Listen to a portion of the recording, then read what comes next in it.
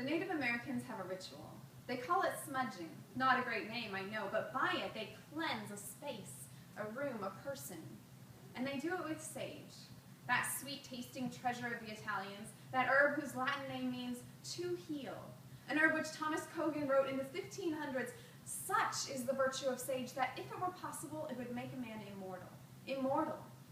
And so they take this herb, this magical sage, and they bundle it together into a stick, the smudge stick.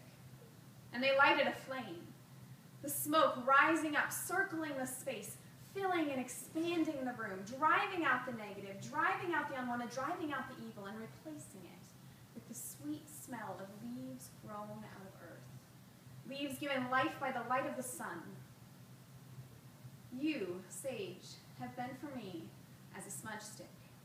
You burn, and yet you cleanse. 730 days you have been with me.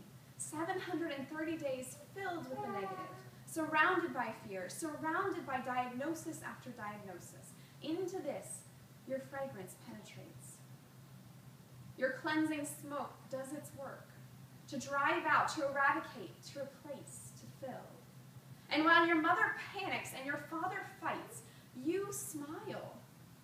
Out of large, curious eyes shines a soul so fresh with stardust that any who gaze in their long would swear they could swim in it.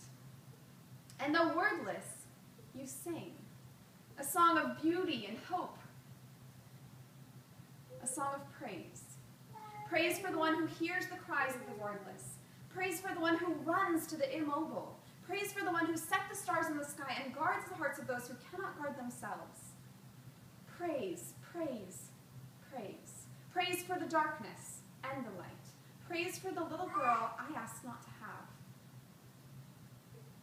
For by you, by the twinkle of knowing in your eyes and the smile that dances across your lips, God has blown holy smoke into my soul and healing fragrance into all of our